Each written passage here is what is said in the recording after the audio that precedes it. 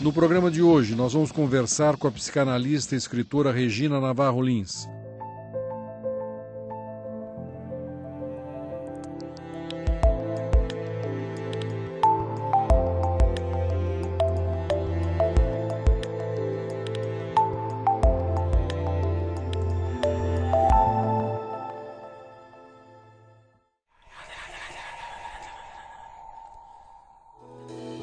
A carioca Regina Navarro Lins é uma referência na área do comportamento sexual.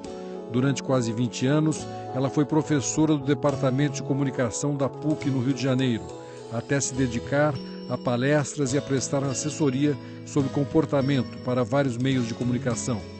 Autora de mais de 10 livros sobre o assunto, Regina participa e é consultora do programa Amor e Sexo da TV Globo.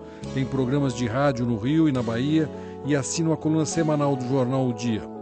A minha conversa com a psicanalista e escritora foi na livraria Prefácio, no bairro de Botafogo, no Rio de Janeiro. Regina, um prazer muito grande conversar com você. Escolhemos uma livraria, porque você é uma grande vendedora de livros, então é um bom local para essa nossa conversa. Tem um pouquinho de barulho, mas acho que as pessoas vão entender. Regina, normalmente eu começo as entrevistas perguntando um pouco sobre a história, mas hoje eu vou inverter. Eu quero te fazer uma pergunta que está me intrigando muito. Esse livro, 50 Tons de Cinza, por que está vendendo tanto? Por que está intrigando tanto as mulheres? Olha, eu não li, eu li o primeiro capítulo e achei meio chatinho. Pois é, mas, uma literatura meio... Mas acontece é que eu acho que excita muito, porque é um jogo de dominação, né? No caso, o homem dominando a moça e tal, e toda essa brincadeira, sadomasoquista, light, de consensual, né? Separa a hora que quiser e tal, é uma coisa que excita. E não só homens, né? Os homens, não só as mulheres, os homens também gostam de ser dominados, é que eles não dizem, né? A mentalidade patriarcal não permite ao homem dizer. Porque eu vi muitas revistas colocarem assim, então um retrocesso da mulher, a mulher lutou tanto, né, no feminismo e tal, e agora está gostando de ser subjugada. Não é isso. No caso, é uma mulher que está sendo subjugada, mas homens e mulheres se excitam com esse jogo de dominado, dominador. Tenho essa impressão. Você estuda há muitos anos essa questão do sexo, né? Você está no teu trabalho, na raiz do teu trabalho, né? Você é psicanalista de formação? Eu fiz psicologia, depois fiz formação psicanalítica e eu tenho consultório há quase 40 anos. Mas há 20 anos eu resolvi aprofundar, entender melhor as questões do amor e sexo, porque eu via que o sofrimento por essas questões é enorme, né? Quer dizer, eu acho que tirando a miséria e a doença, o maior sofrimento humano é por essas questões. As pessoas gastam um tempo enorme da vida com seus desejos, fantasias, medos, culpas, frustrações. E, na verdade, isso pode ser evitado, né? A maior parte das vezes é desnecessário esse sofrimento todo. Então, é muito por conta dos preconceitos, do moralismo, das crenças, dos valores aprendidos, que as pessoas precisam refletir a respeito deles, né? E se livrar de tudo isso para viver melhor. Eu comecei, então, a me aprofundar nisso e escrevi até agora 11 livros. O primeiro foi A Cama na Varanda, que foi um grande sucesso. E eu tive programa de rádio, ainda tem, agora tem em Salvador, um programa já há alguns anos, já tive aqui no Rio, e dou palestras pelo Brasil todo, quer dizer, sempre amor e sexo. Estou no Twitter, no Face, trabalhando. Nesse teu livro sobre o amor, que é um livro, são 2 volumes, um grande trabalho que você vem desde a pré-história com o amor, né? O que você aprendeu mais estudando? Você aprendi muita coisa. Agora, 2 coisas são básicas. Primeiro, a opressão da mulher. É um escândalo. A opressão da mulher de 5.000 anos para cá é uma coisa assim tão absurda e as pessoas não sabem, porque outro dia eu estava dando uma entrevista, aí o repórter perguntou assim, quando eu dei uma resposta para ele, ele falou assim, a senhora é feminista? Eu virei para ele e disse, o quê? Você não é? Porque eu não consigo entender alguém não ser feminista. Quem conhece a história tem que ser feminista, porque a opressão foi muito grande, né? Quer dizer, hoje a gente tem notícias de uma história de 5.000 anos para trás. porque até então era de 5 mil anos para cá, com a escrita e tal. Agora, o desenvolvimento da arqueologia nos deixa saber que existiu uma sociedade de parceria entre homens e mulheres. Eles pesquisaram, antes de 5 mil anos, não tinha armamentos, não tinha fortificações nas cidades, não existia um deus masculino, só deusas. A mulher era respeitada, reverenciada. O que fez essa mudança?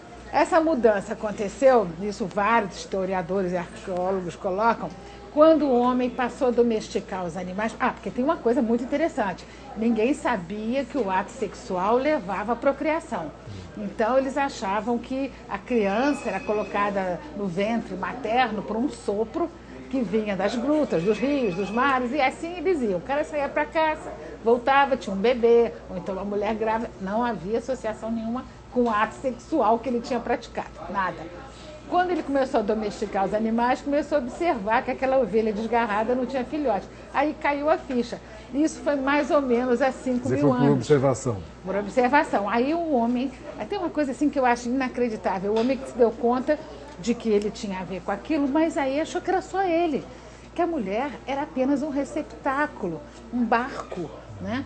E a mulher foi muito oprimida porque coincidiu com a propriedade privada, com o surgimento do meu rebanho, minha terra, e as mulheres foram trancadas, porque ele queria ter certeza da paternidade para não deixar a herança para o filho de outro. Quer dizer, a história econômica está sempre por trás, incrível, né? Então as mulheres, a partir daí, passaram a ser oprimidas. E era uma luta pela sobrevivência. Então se roubava a mulher, se raptava, se trocava, vendia, né? Porque era garantia a futura mão de obra. Bom, mas aí as mulheres, essa história de não saber que a mulher tinha a ver com a procriação, eu descobri na minha pesquisa para o Livro do Amor, que só foi, só no século XIX. Quer dizer, desde então, até o século XIX, achando que só o homem que tinha a ver com a procriação. Quer dizer, que o fato do homem e mulher... Não é possível na Renascença? Nada, porque ele não tinha microscópio, foi depois que surgiu o microscópio, depois... No século XIX, que eles concluíram que realmente era um pouquinho da mulher, um pouquinho do homem ali que fazia o filho. É uma coisa impressionante. Então, a opressão da mulher veio vindo... Bom, no século VIII, houve um concílio da igreja para discutir se mulher tinha alma ou não. E ganhou por um voto, você acredita, Roberto? Um voto! Bom, quase que mulher não tem alma. Mulher tem alma? E também, vindo, as mulheres podiam ser espancadas, tinha assim, leis que se não quebrasse os ossos, não tinha problema. Até quebrar os ossos, a mulher podia ser espancada. Foi um sofrimento muito grande, né? Bom, até pouco tempo a mulher não votava, né? Quer dizer, a mulher não tinha, considerava a mulher sempre uma pessoa inculta, sem ideias, enfim, fútil. Isso foi um fato, a opressão da mulher. E a repressão da sexualidade, principalmente a partir do cristianismo, que foi uma coisa assustadora. Então, outro dia eu estava comentando assim, gente, é incrível, né? Porque tem pessoas que têm orgasmo, porque a repressão foi de tal ordem que você diz assim, como é que alguém consegue relaxar no sexo? Entre os séculos 3 e 5, que é a Antiguidade Tardia, surgiu um fenômeno que foi a fuga para o deserto, porque a igreja usava uma coisa, que eu acho que é uma jogada de mestre, a danação eterna. E as pessoas acreditavam mesmo. A danação eterna apavorava a todos. Tem relatos do cara que foi condenado à fogueira e ia morrer queimado 5 minutos depois. No caminho, na carroça, indo para a fogueira, ele implorava para o padre deixar ele se confessar. Então você vê que ser queimado na fogueira era secundário. Primeiro era você não ter danação eterna, que há de convir, que é bem pior, né, do que morrer na fogueira. Danação eterna deve ser no inferno, a eternidade toda. Então, quer dizer, então eles iam para o deserto, esse fenômeno de fuga para o deserto, na Antiguidade Tardia, que é o século 3 ou 5, eles iam para se mortificar mesmo, porque tiveram desejos sexuais. Então não é só flagelação, era muito pior. Teve um que pegou uma serpente para morder seu pênis. Então, quer dizer, tinha que torturar o corpo ao máximo, porque assim queimavam a mão até não poder, para tirar os pensamentos sexuais. Então a gente vê, isso foi o início. A Antiguidade Tardia foi o início da repressão, porque a Idade Média também não foi fácil, né? Nem a Renascença, porque às vezes a gente pensa que a Renascença foi um período de abertura, não. Em termos nas artes, sim. Nas artes, sim, mas em termos da sexualidade foi uma coisa muito difícil. As coisas começaram a melhorar no século XVIII, né, com os filósofos, né, descobertas científicas, que aí essa ideia de Revolução da nação... Francesa. Né? Exatamente. Essa ideia de da nação eterna perdeu a força, né? Mas aí aconteceu uma coisa muito curiosa. A medicina ocupou o lugar da igreja. Então passou a determinar, dar ordens, determinar coisas absurdas, ficaram com uma obsessão com a homossexualidade e a masturbação, no século XVIII. No século XIX, a masturbação, eles apontaram todas as baterias para essas duas coisas, homossexualidade e masturbação. Você acredita que no século XIX a masturbação era tão abominável que os jovens, muitos pais, botavam um anel no pênis do rapaz, uma cordinha que tinha uma sineta no quarto dos pais. A mínima ereção noturna, blém, blém, blém, acordava a casa inteira. Olha que coisa louca. Então, parece brincadeira. Não, né? uma piada, né? Parece assim. A gente teve aquele filme Fita Branca, não sei se você viu. Sim, me lembro, claro. É o início do nazismo. Né? Exatamente. Então, era uma coisa, né? Ali tem uma cena também da masturbação. Então, foi uma história muito difícil, né? Eu acho que... E eu penso assim que é muito importante a gente conhecer o passado para poder reformular o presente. Porque, em relação ao amor... todo mundo acha que o amor é isso que está aí, que é o que a gente vive, que amor sempre foi assim, vai ser assim, e não é nada disso. O amor é uma construção social que em cada época se apresenta de uma forma, né? Então, quer dizer, eu acho que a minha intenção foi que o leitor se sentisse vivendo em cada período da história. Eu conto casos de época, pesquisei muitos casos de época, né? Tem uma das partes mais terríveis da nossa história que quase ninguém fala. Eu tinha visto alguns filmes, tal, que foi a Caça às Bruxas. Isso, olha, Roberto, eu vou dizer uma coisa assim. As Bruxas de Salem. A gente vê um filme e outro, mas eu não tinha dimensionado o absurdo que foi. Então eu já tinha pesquisado alguma coisa, mas quando eu comecei a escrever essa parte da Renascença, que foi o período pior da Caça às Bruxas, né? Eu achei que tinha pouca coisa. Aí eu parei tudo, li 5 livros sobre caça às bruxas para fazer essa parte. Tive pesadelo uma semana, porque realmente é inacreditável. Isso foi um fenômeno mais americano? Não. Foi o pior lugar, foi a Alemanha e depois a França. Então o que acontece é o seguinte, a caça às bruxas, eles queriam, a igreja ficou por trás, mas foram aqui os duques, né, os donos das terras e tal, então eles queriam dar exemplos. Então, qualquer coisa, se voltaram contra a mulher. Eu acho que houve uma insegurança da igreja também, porque coisas novas estavam sendo descobertas, né? Então era tudo uma festa pública. As mulheres na fogueira, centenas de milhares foram queimadas na fogueira. E bastava dizer assim, sonhei que a minha vizinha era uma feiticeira. A vizinha era pega, era torturada, ela confessava tudo, confessava que andava em vassoura, confessavam tudo, não adiantava, eram torturada e de uma forma cruel, e eram jogadas na fogueira. Então, quer dizer, eles acreditavam que todas as desgraças eram porque a mulher tinha feito sexo com diabos, então se tornava uma feiticeira e se espalhou a crença de que o diabo, ao transar com a mulher, a moça, deixava uma marca no seu corpo, que podia, uma verruga, um carocinho e tal. Então, tinha uma profissão chamada alfinetador. A mulher era presa, tirava a roupa dela e ficava lá o alfinetador para provar que ela era feiticeira, enfiando aquele alfinete, né, aquela agulha imensa. Olha que coisa maluca. Então, quer dizer, foi uma coisa muito pesada. Quer dizer, no fundo, o homem sempre teve muito medo da mulher, né? Na verdade, muito. Na verdade, se você for ver os primeiros anos, né, do cristianismo e tudo mais, a mulher era tida como assim uma enguia, perigosa, escorregadia, né? E associavam mulher a Eva, né? A responsável pela queda do paraíso, né? Então a mulher sempre teve essa ideia de má. É possível pensar que na época das cavernas, o homem, claro, saía para caçar, a mulher ficava em casa, cuidando dos filhos ali, o chefe chegava, brutamontes, batia nela, fazia sexo de qualquer jeito. E a mulher então ficava ali pensando, como é que ele ia se vingar desse cara? Olha, eu acho que a época das cavernas não foi assim. Eu acho que a época das cavernas a mulher era muito mais respeitada do que foi depois no cristianismo, né? É muito mais respeitada. Eles achavam que ela é representante da deusa na terra, né? Porque a mulher engravidava, tinha leite, aquilo era uma coisa do outro mundo, né?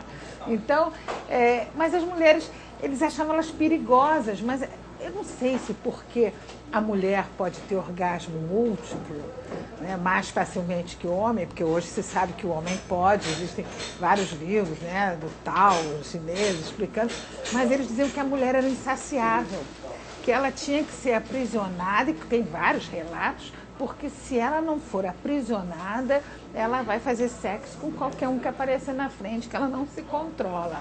Essa história de mulher casta e pura surgiu no século XIX, porque o século XIX foi um século de uma repressão sexual diferente de antes, porque antes era da nação eterna que continha as pessoas, era uma coisa que vinha de fora. No século XIX, a culpa já estava introjetada.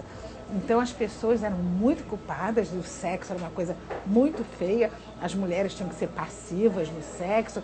As mulheres... Por causa de roupa, escuro, né? A mulher, por exemplo, no século XIX, a mulher era imobilizada pelos espartilhos, né, que a cintura tinha que ter 40 centímetros, muitas morreram com perfuração no fígado, e aquelas saias enormes, elas não podiam dar o braço para o marido. Só no final do século, quando as roupas afinaram, que elas puderam dar o braço. Olha que coisa. Elas viviam com aquelas saias imensas e eram muito reprimidas. Você sabe que a repressão era tão grande, porque foi a era vitoriana, né? A rainha Vitória espalhou-se pela Europa toda, pelo Ocidente todo, a mentalidade da rainha Vitória contra o sexo, né? Quando uma mulher ia ao médico, ela não podia mostrar no corpo onde estava doendo, ela tinha que apontar numa bonequinha, né? Os médicos faziam parto embaixo de lençóis, não podiam olhar, né? E as pernas de piano, em muitas casas, eram cobertas com capas porque eles diziam que se assemelhava à perna de mulher. Olha que coisa, a mulher não podia olhar seu corpo. Aliás, a questão do corpo é um capítulo à parte, né? Porque o corpo era... Qualquer cuidado com o corpo foi visto pela igreja como uma coisa contra Deus e tal. Na Idade Média tem relatos de freiras que ficaram mais de 50 anos sem tomar banho, só lavando a ponta dos dedos, porque nada, cuidar do corpo, nem pensar. E os piolhos eram chamados de pérolas de Deus. E essa história contra o corpo, né, no século XIX, as moças tomando banho não podiam nem olhar o seu próprio corpo, então tinham produtos para turvar a água, para elas não poderem enxergar seu corpo. Olha que repressão. Demorou para o homem poder usar shampoo, inclusive. Ah, sim. A minha infância não podia. Na minha infância, o homem que é homem não usa. Só sabão de coco no máximo. Sabão de coco. Não podia usar shampoo. Então, as mulheres... Claro, eu estou falando de outra época, mas enfim. Não podia se cuidar, não podia tratar do corpo. E essa coisa do século XIX foi tão reprimido, né? E é uma coisa que afeta a gente, porque é relativamente próximo, né? Quando você vê a história toda, e foi muito difícil. As mulheres eram passivas, as mulheres não podiam fazer nada, eram ignorantes, né? Então, na primeira metade do século XX, que no final do século XIX começou a melhorar um pouco, né? A Belle Époque, as descobertas, né? Rádio, automóvel, telégrafo, começaram algumas descobertas, mas tem uma coisa muito curiosa, o que mudou o amor na história.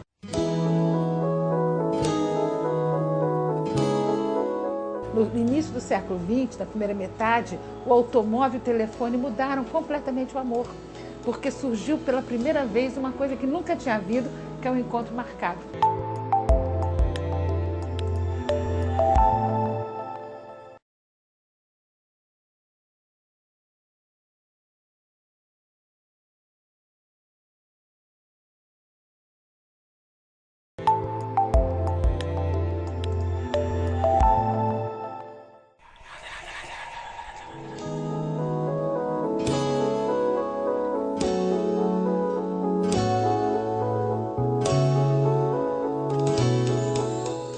Uma coisa muito curiosa, o que mudou o amor na história. No início do século XX, na primeira metade, o automóvel e o telefone mudaram completamente o amor, porque surgiu pela primeira vez uma coisa que nunca tinha havido, que é um encontro marcado. A possibilidade do encontro. Do encontro. E agora, é muito curioso, né, Roberto? Porque os moralistas sempre estão à espreita, né? Então, eles fizeram um escândalo com o telefone, dizendo que era uma imoralidade o telefone. Como a internet agora. Exatamente. Né? Exatamente. Você vê como que né? A dificuldade que certas pessoas têm de aceitar o novo, né? Então eles diziam que era uma indecência, que a moça podia estar recostada e a voz do homem entrando pelo seu ouvido. Que, aliás, o ouvido é um órgão sexual importante. Pois é, exatamente. Então foi o automóvel e o telefone mudaram toda a relação das pessoas, encontro marcado e tudo mais. E aí depois teve a década de 20, foi uma década de euforia e tal, mas logo teve a bolsa, a quebra da bolsa, os anos sombrios, que foram os anos 30, né, do século XX, e depois a Segunda Guerra Mundial. No pós-guerra aconteceu o seguinte, né? No pós-guerra, o moralismo todo, o American Way of Life todo, né? Década de 50, pós-45 e tal, muitas mulheres que tinham ido trabalhar para a guerra, né? Na indústria de arma e tal, tiveram que voltar para casa para dar lugar a seus maridos, né? E aí aquela moralidade, né, quase que do século XIX, voltou toda na década de 50. O que os outros vão pensar, uma preocupação com a imagem, a virgindade era um valor, né? Era uma coisa... Mas ao mesmo tempo, aí que tem uma coisa muito interessante, surgiu o teenager nos Estados Unidos, o adolescente, que depois da guerra, com bomba atômica, né, Nagasaki, Hiroshima, Guerra Fria, eles passaram a não aceitar os valores dos pais. Foi a primeira vez, porque sempre os filhos repetiam os pais. Eles passaram a não aceitar, e a juventude transviada, e começou aquela coisa toda, e os beatniks, né? E rock and roll na década de 50. Aí vem a pílula. Aí quando veio a pílula, porque a gente sentia assim, que uma revolução estava se anunciando, né? Quer dizer, rock and roll, mas quando surgiu a pílula, no início da década de 60, é que puderam surgir os movimentos contra a cultura, né? Então, muito hippie, feminista, gay, revolução sexual toda. E agora a gente está... Isso é tudo muito recente, né? Muito recente. A gente teve, assim, na nossa história, tem esses 5.000 anos, né? E 50 dessas mudanças. Eu estava pensando, nós tivemos sorte no Brasil, né? Ou pelo menos nessa parte do mundo, né?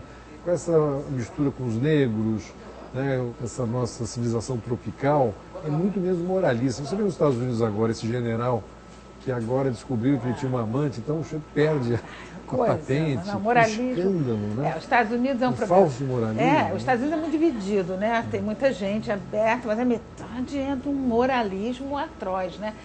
Eu acho que aqui a gente está vivendo um processo, o Ocidente todo está no meio de um processo, de uma profunda mudança das mentalidades, né? Mentalidades são os anseios, o comportamento de uma determinada época, né? E cada época é de um jeito, né?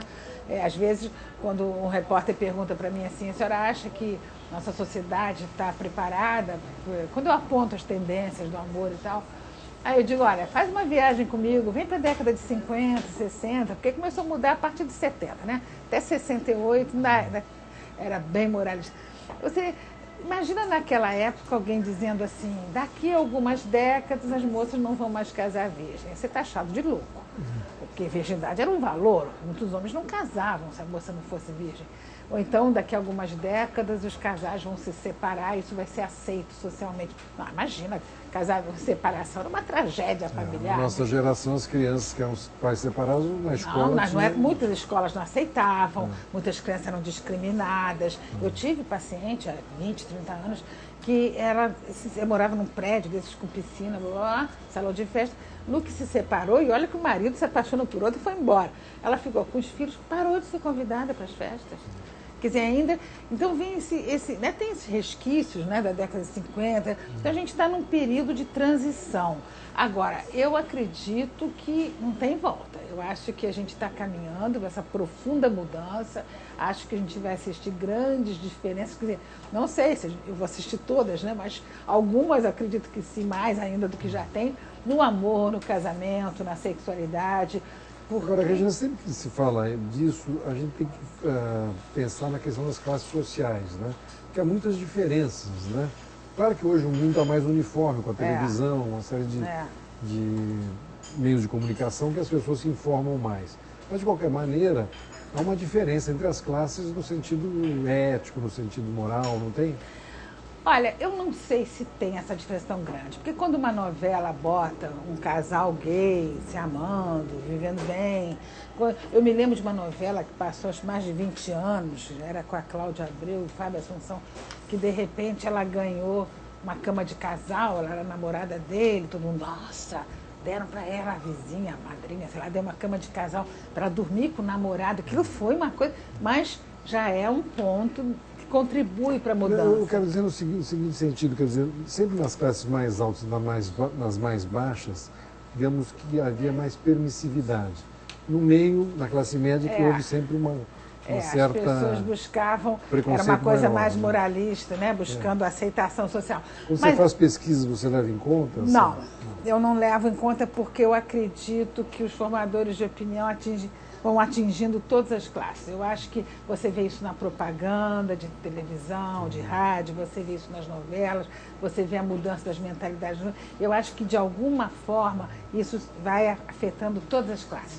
A mudança das mentalidades pode até começar numa determinada classe, que são os formadores de opinião, mas aos pouquinhos... As novelas, eu acho que... Impressionante. Eu não vi Avenida Brasil, não assisti. Sei que foi uma novela muito boa, porque todo mundo diz. Eu só assisti o último capítulo, porque todo mundo falava tanto. Aí eu acho incrível uma novela, muito legal isso, que um cara está casado com 3 mulheres e a outra casada com 2 homens. E isso é um sinal de mudança das mentalidades.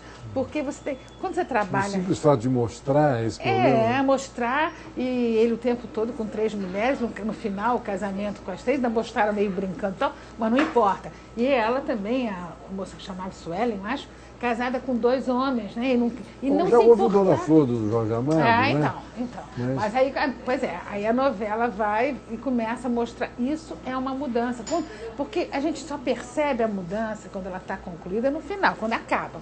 Aí você olha para trás e diz, mudou. Ninguém sabe qual foi o momento que se tornou natural os casais se separarem. Você sabe que veio vindo, quando você olha já...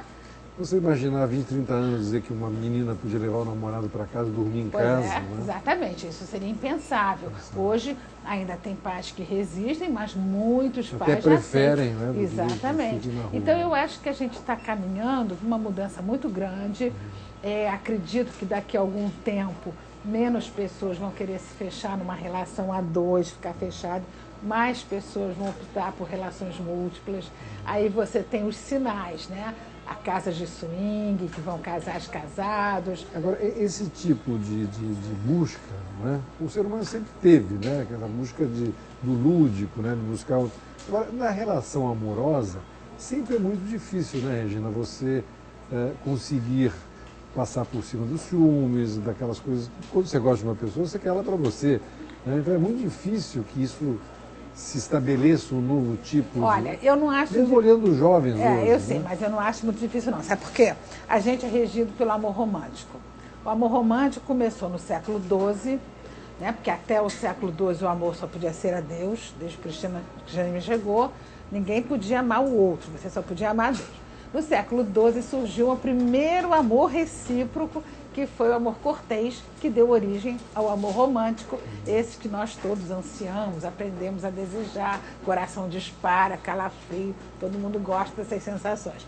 Então esse amor romântico, ele é calcado na idealização. Você conhece uma pessoa, atribui a ela características que ela não possui, depois passa a vida infernizando. Você inventa uma pessoa. Inventa. Depois você passa a vida infernizando para ela se enquadrar naquilo que você inventou.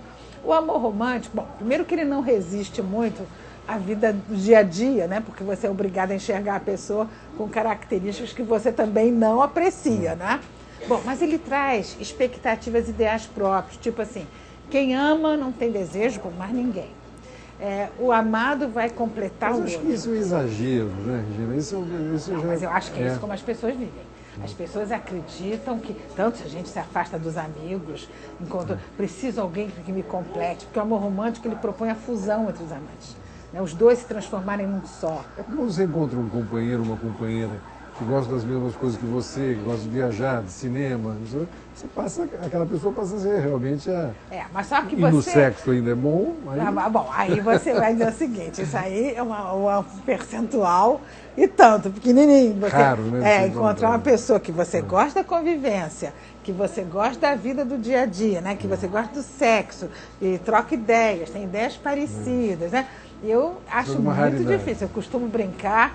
Eu brinco, não sei se é brincadeira, mas eu brinco. Falo, olha, pode ser que daqui a 30, 40 anos a gente tenha um parceiro para viajar, outro aquele especial para o sexo, aquele para programas culturais, e pode ser que a minha bisneta, tataraneta, porque neta eu já tenho, minha tataraneta diga, coitadinha da minha tataravó, tinha um parceiro para tudo, não é? Agora, essas mulheres que foram tão oprimidas, agora chegou a vez delas, né?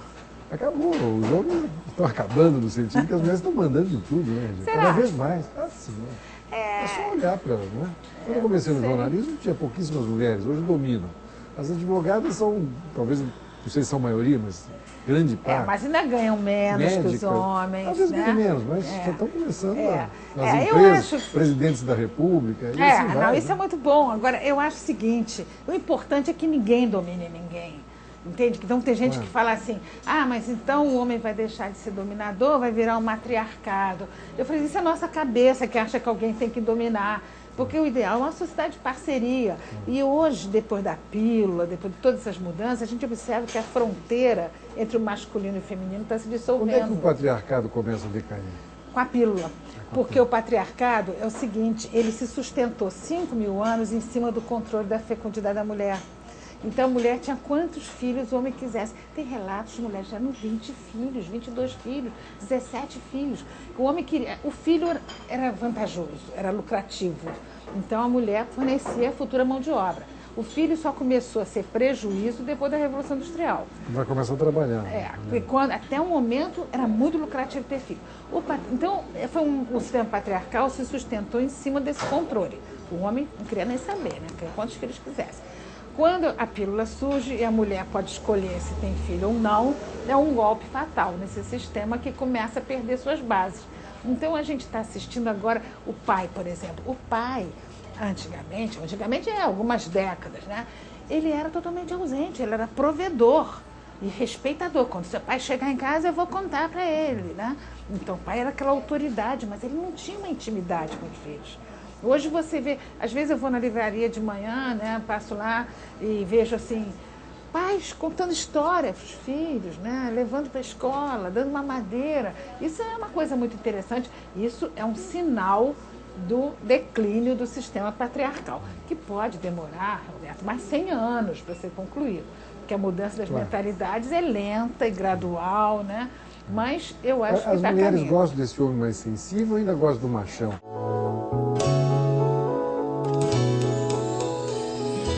Essa história, na verdade, de masculino e feminino não existe.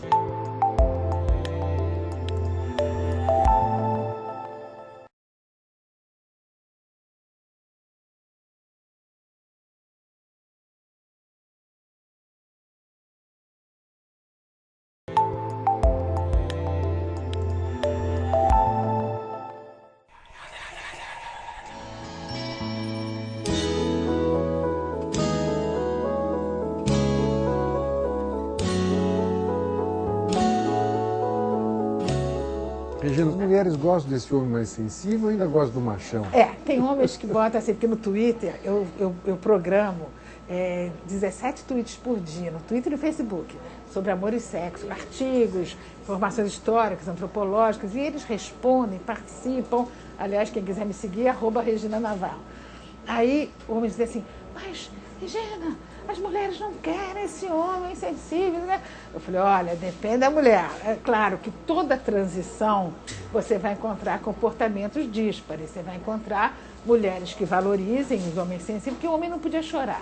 Porque essa história, na verdade, de masculino e feminino não existe. Eu acho que, para mim, isso é uma construção do sistema patriarcal que dividiu a humanidade em duas partes, homem para cá, mulher para cá, criou um ideal masculino, força, sucesso, poder, coragem, ousadia, nunca falhava, não é? E criou um ideal feminino, a mulher teria que ser meiga, submissa, cordata, enfim, aquela coisa que a gente sabe nada. Então, essa cultura patriarcal...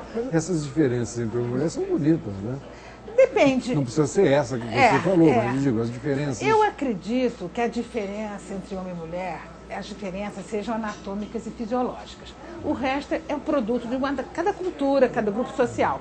Então, quer dizer, o patriarcado dividiu e criou o que é masculino. O homem não chora, né? O homem não pode usar brinco, o homem, enfim, não pode usar shampoo, o homem tem que ser assim, assado. Mas, na verdade, o que a gente está observando agora é que isso está se dissolvendo, porque as pessoas gostam das mesmas coisas. Homens e mulheres, hoje não tem mais diferença no que interessa a cada um dos sexos, né? Então, isso é um sinal dessa dissolução. Porque as pessoas tiveram que se mutilar, né, Roberto? Muito tempo. Um homem que fosse mais sensível, mais emotivo. Eu sempre digo assim, um grande número de homens depende das suas mulheres para as mínimas coisas da vida. Isso é uma coisa que se observa. Assim, não sabe nada, não sabe fazer nada. Às vezes o cara comanda uma empresa com 50 mil empregados, com o maior sucesso, mas chega em casa é um bebê. Porque a mulher tem que cuidar de tudo. Aí eu digo assim, por que isso acontece? Porque numa cultura patriarcal... é culpa das mães, né? Não, é culpa das mães e é culpa do sistema patriarcal, de uma mentalidade patriarcal, porque eu sempre dou um exemplo assim, pega uma criança, um menino e uma menina de 8 anos, brincando no playground, a menina cai, se rala, começa a chorar, mamãe, vai pro colo da mãe, aí todo mundo, que linda, como ela é meiga. Se o menino se rala e vai dizer, mamãe, tá frito, coitado. Mariquinhas, filhinho da mamãe, vira chacota. Então, o menino na cultura patriarcal, ele passa a fingir que não precisa dos cuidados da mãe quando ele ainda necessita desses cuidados. Ele, para mostrar que é macho, para ser aceito pelo irmão mais velho, pelos primos, pelos vizinhos, ele começa a negar a necessidade que ele tem da mulher. Só que ele nega tanto, quando chega na idade adulta, finge que não quer casar, que não se liga, mas quando entra numa relação, muitas vezes você assiste baixar a guarda e ele virar um bebê. Quer dizer, como se fosse recuperar aquele tempo em que ele precisou tanto e não podia mostrar. Falando sobre tudo isso, a gente pensa no homossexualismo, né? Há anos atrás era uma loucura, né? Porque os homossexuais sofreram. A cultura patriarcal não admitia. Hoje, cada vez mais, mais normal. Não, e tem uma coisa louca, porque tem gente que diz, fulano não é homem porque é homossexual. Não é homem, não, é um homem homossexual. Madame Satã batia em 5, 6. Então, e tudo que não levasse à procriação, né? Era muito atacado, né? Tudo que não levava. A homossexualidade foi considerada crime, foi considerada pecado, foi considerada doença. O Oscar Wilde foi pra cadeia, né? Nossa, mas ele, olha, ele desafiou o pai daquele cara e aí foi terrível, né? Então, e tudo que... Em 1973, a Associação Médica Americana tirou da categoria de doença. Mas mesmo assim... estava na categoria de doença. Porque no século XIX entrou para a categoria de doença, né? Porque a medicina comandou tudo... Mas perdeu, em 1973 saiu. Hoje a tendência é se aceitar a homossexualidade, aceitar tão normal quanto a heterossexualidade, e é mesmo, né? Embora atinja uma minoria. As pessoas não podem falar de escolha homossexual. Não é uma escolha, ninguém vai escolher uma coisa que vai ser discriminada. Não é uma opção, é uma característica da pessoa, ninguém vai optar por isso. E tem que ser respeitado como tão normal, tão natural quanto a heterossexualidade. Mas a cultura patriarcal associou heterossexualidade, o homem à heterossexualidade. Por isso que os gays sempre foram muito discriminados, né? Então está mudando e tem que mudar muito ainda, porque ainda tem muita agressão à homossexualidade. As pessoas gostam de ficar enquadradas em modelo, né? E não admitem quem saia do modelo, né? É complicado. Agora, a grande questão, no fundo, é o casamento também, né, Regina? Aí você pode falar de homossexuais ou de heterossexuais, né? Esse modelo do casamento que vai se modificar cada vez mais. Esse modelo de casamento eu acho uma tragédia. Você sabe que eu já li vários autores e, em média, eles consideram, e eu concordo com eles, que até 10, 12% dos casamentos podem ser considerados ótimos. Daí para frente, realmente, tem alguns que dizem assim, até de 10 a 20% são razoáveis, vai se levando. Agora, 80% dos casamentos é considerado, são muito ruins. São muito ruins. As pessoas se agarram que nem náufragos, né? Agora, um casamento pode ser ótimo, porque tem gente que fala assim, você é contra o casamento? Eu falo, não, eu sou contra, eu sou casada, meu casamento é ótimo. Eu sou contra esse casamento que está aí, que é um conjunto de regras, leis, normas, E o ressentimento que fica no casamento, porque as pessoas casam regidas pelo amor romântico, com aquela ideia de que nada mais vai lhes faltar, e na convivência você vê que não é assim, surge o rancor, surge a mágoa, surge o ressentimento. Então, um casamento pode ser ótimo se as pessoas reformularem as expectativas que elas têm da vida a dois, né? E hoje, com a vida alongada, né, nós vivemos muito mais, na verdade, a maturidade do ser humano chega mais tarde, até para isso, né? E você é uma pessoa aos 20 anos, outra aos 40, outra aos 60, claro. Porque uma vez numa entrevista me perguntaram assim, mas como se você casou 3 vezes?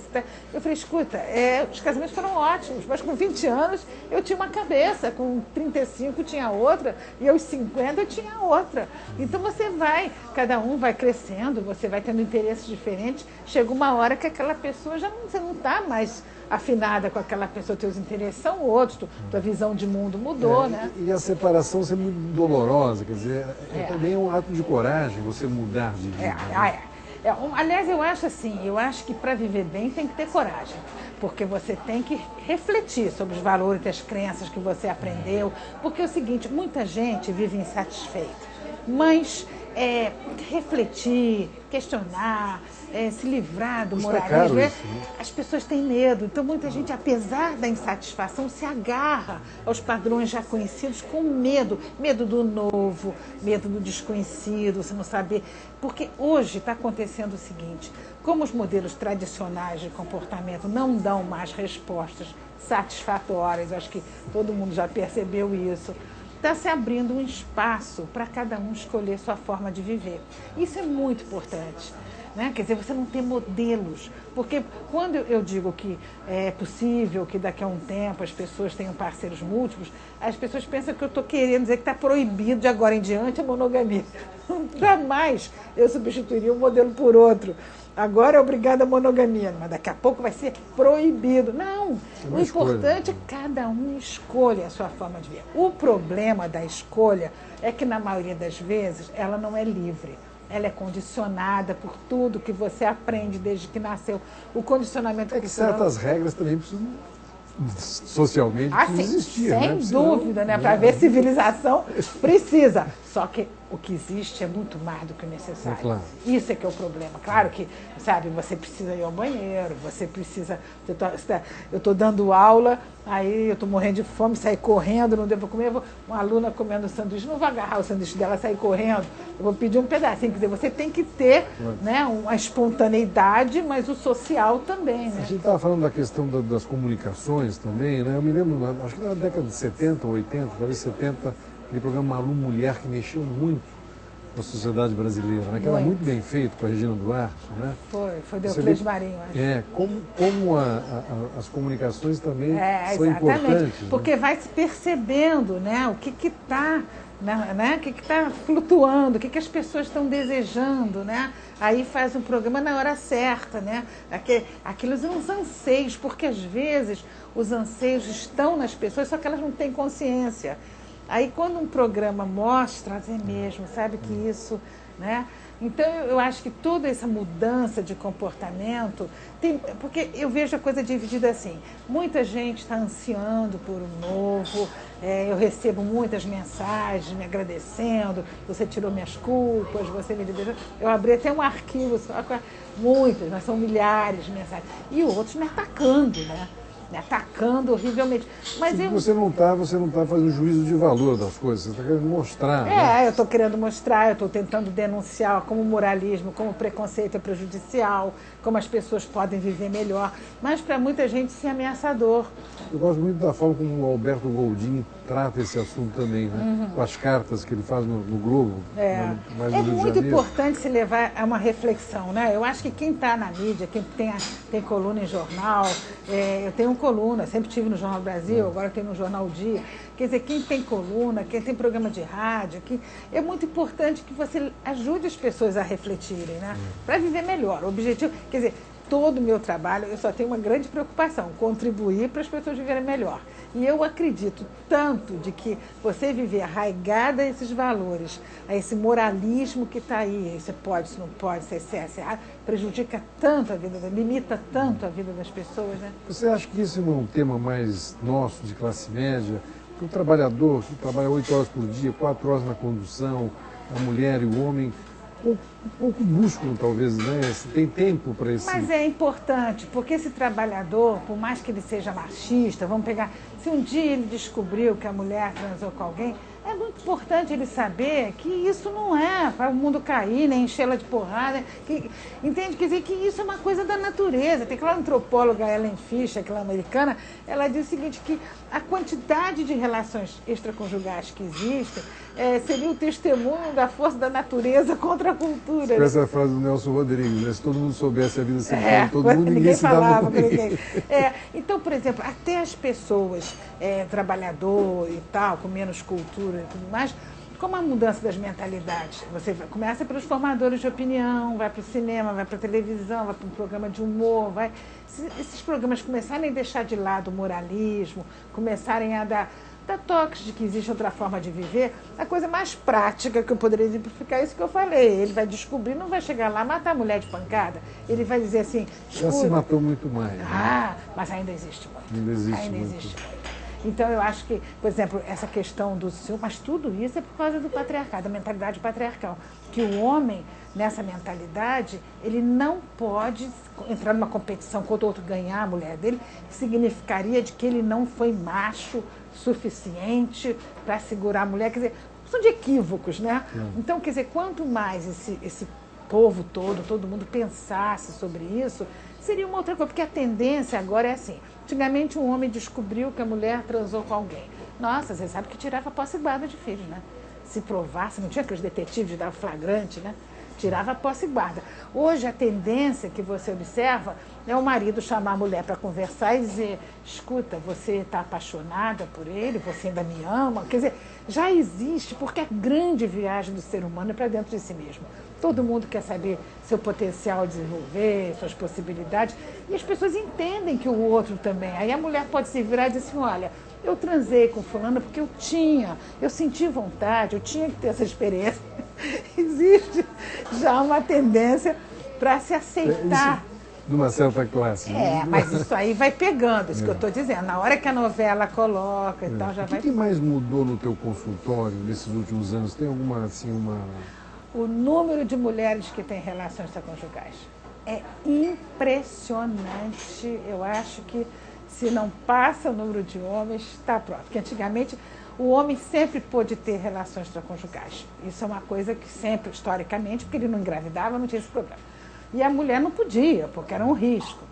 Isso é uma coisa que mudou. Outra coisa que me chama a atenção, mas me chama assim, de 5 anos para cá, são 40 anos de consultório, né? De 5 anos, você não pode imaginar a quantidade de casais casados que vão para a casa de swing, em que ela transa com vários na frente dele, casais casados que ele quer ver ela transando com outro. É uma coisa impressionante a mudança. Agora, eu atendo às vezes uma mulher que diz para mim assim, eu faço terapia, mas eu te procurei porque eu tenho vergonha, a minha terapeuta eu acho muito careta. Você ainda te acha sem vergonha? Ela não vai aceitar, já atendi várias pessoas que me dizem isso. Então, isso é uma mudança. Né? Essa questão. Outra questão que eu acho também que é tendência é a bissexualidade. Quer dizer, aumentar, não estou dizendo, porque tem gente que vai pensar que eu acho que todo mundo tem que ser bissexual. Tem homens que me escrevem assim, irados. Eu digo, não é isso. Eu acho que a gente está vendo que, como está dito, essa fronteira está, né, tá dissolvendo, essa coisa do isso é masculino, isso é feminino, está caindo, né? Porque eu acho que todos nós temos tudo, né? Esse negócio, meu lado feminino, meu lado masculino. Acho que tem lado nenhum. Nós todos somos fortes, fracos, passivos e ativos, corajosos e medrosos. Depende das circunstâncias, das características de personalidade. Então, eu acredito que a tendência é as pessoas cada vez mais escolherem esse objeto de amor, não ser homem ou mulher, mas pelas afinidades. Isso é uma tendência, já quando você encontra isso, sexos diferentes, é um espetáculo. Você encontra todas assim. Não tem que enfrentar nada. Mas eu acredito que você vê as meninas hoje, adolescentes, é muito comum, né? Isso é um fenômeno, as meninas se relacionarem com outras meninas de 14, 15 anos, daqui a pouco namoram um menino, depois uma menina... Nos Estados Unidos, as meninas aprendem a beijar com as meninas. Pois é, você vê. E tem a questão, por exemplo, uma coisa que as pessoas são obcecadas hoje é pela fidelidade, né? Fidelidade, aliás, é uma palavra que eu acho que não tem nada a ver com sexualidade. Traição, então, eu detesto a palavra. Você quer dizer que a traição pode ser muito feia no sentido de trair o outro, não sexualmente, porém desejar... Traição, você trair um sócio, trair um amigo, trair até o teu amado no sentido de estar com ele para dar um golpe, ou para, sei lá, roubar o dinheiro dele, sei lá o que é. Agora, traição eu acho a palavra mais inadequada para relações extraconjugais diante da quantidade de relações extraconjugais que existem, né? Então, eu acho que as pessoas são obcecadas por isso. Obcecadas. Existe uma questão de todo mundo querer saber e se preocupar. Aí eu digo sempre assim, olha, ninguém tem que se preocupar se o parceiro ou a parceira transou com alguém. Você só tem que responder 2 perguntas. Me sinto amado? Me sinto desejado? Se a resposta for sim, o que o outro faz não me diz respeito. Isso é difícil, né, gente? Mas a gente tem que tentar, né, Roberto?